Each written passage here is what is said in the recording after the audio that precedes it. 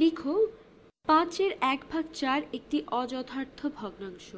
অযথার্থ ভগ্নাংশ হলো একটি ভগ্নাংশ যেখানে লব হরের থেকে বড় হয়।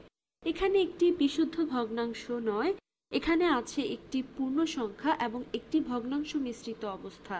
অতএব আমরা এটাকে মিশ্র সংখ্যাও বলতে পারি।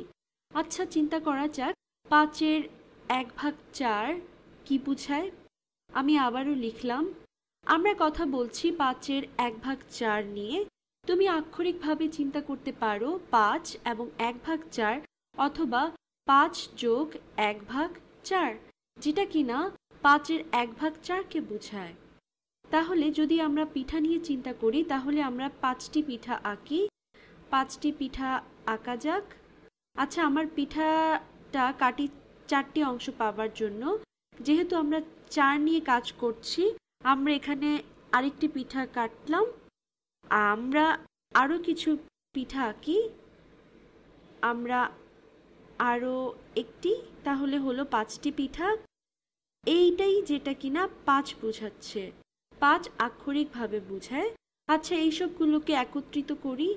এখানে 5টি পিঠা যা আক্ষরিকভাবে বোঝাচ্ছে 5, এটা বোঝায় 5টি পূর্ণ পিঠা।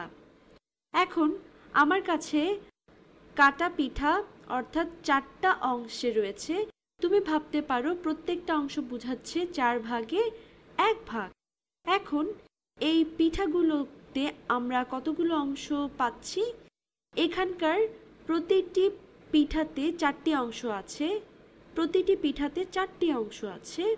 এখানে লিখলাম প্রতিটি পিঠাতে 4টি অংশ আছে গুণ 5টি পিঠা, 5টি পিঠা, যা সমান হবে 20টি অংশ। অথবা অন্যভাবেও চিন্তা করা যেতে পারে, প্রতিটি অংশ হলো 1/4, তাহলে এটা সমান হবে 20 গুণ 1/4। অথবা তুমি এভাবেও লিখতে পারো এটা সমান 20/4।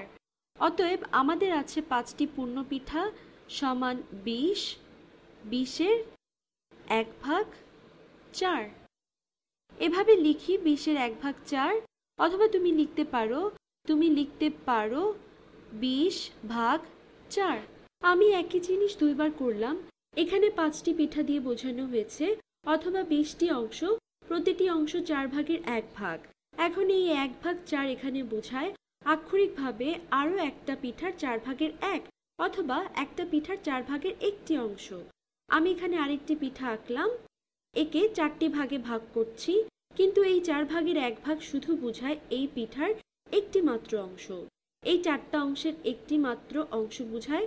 অথবা 4 অর্থাৎ হর বোঝাচ্ছে কতগুলো অংশ আছে, আর 1 বোঝাচ্ছে আমরা কতগুলো অংশ নিয়ে কাজ করছি। এটা হলো এখানকার এই অংশ। এখানকার এটি হলো 4/1। যদি আমরা লিখি 5 এবং 1/4, আমরা এইমাত্র দেখলাম 5, এখানে 20/4। আমরা আবার লিখতে পারি, এভাবে লিখি 5 এবং 1/4। 5 এবং 1/4কে লেখা যেতে পারে, এটা হলো একই জিনিস, 5 যোগ 1/4, যেটা কিনা একই জিনিস। আমরা দেখেছি যে 5টি পূর্ণ পিঠা সমান 20/4। দেখো, এরা হলো একই জিনিস। আক্ষরিকভাবে 20কে 4 দ্বারা ভাগ করলে তুমি 5 পাবা, আর কিছু থাকে না। অতএব 5 হলো 20/4 যোগ 1/4 হলো একই জিনিস, যোগ 1/4। 5 হলো 20/4 এবং আমি আরো যোগ করলাম 1/4। তাহলে আমরা কতগুলো 1/4 বা 4-এর 1 পেলাম? অতএব আমাদের আছে 21টি 1/4 বা 4-এর 1। এখানের এই 5টি হলো পিঠার 20টি অংশ। তুমি গুনতে পারো 1, 2, 3, 4, 5, 6, 7, 8, 9, 10, 11, 12, 13, 14, 15, 16, 17, 18, 19, 20। তাহলে আমরা দ্রুত পেলাম 4 গুণ 5 সমান 20। এই 1/4 এখানে বোঝায় একটি অংশ যোগ একটি অংশ। অতএব সর্বমোট আমাদের আছে 21টি অংশ। অতএব আমাদের আছে 21টি অংশ এবং প্রতিটা অংশ হলো 1/4 বা 4-এর 1। অতএব আমরা বলতে পারি আমাদের আছে 21 গুণ 1/4, অথবা 21/4 অংশ পিঠার। আমরা চিন্তা করতে পারি আমরা সমস্যাটা সমাধান করে ফেলেছি। আমরা অযথার্থ ভগ্নাংশ নিয়ে কাজ করেছি। আমরা লিখেছি 5/1/4 একটি অযথার্থ ভগ্নাংশ। এখন আমি একটি কঠিনভাবে অর্থাৎ 5/1/4 কি বোঝায় সেটা বোঝাতে চাচ্ছি, কিন্তু একটি সরাসরি নিয়মেও করা যেতে পারে অযথার্থ ভগ্নাংশ পাবার জন্যে।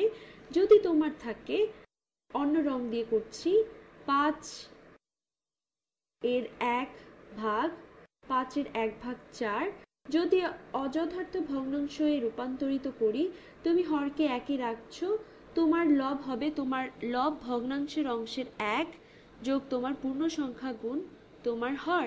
অতএব 1 যোগ, আমি যেভাবে চিন্তা করি সেটা হলো, আমি করি 4 গুণ 5, নিচে লিখি রং দিয়ে 4 গুণ 5, 4 গুণ 5, 4 গুণ 5, তারপর আমি যোগ করি লব। আমি করি 4 গুণ 5 যোগ 1, যেটা সমান 4 গুণ 5 সমান 20, যোগ 1 21, আর ভাগ 4।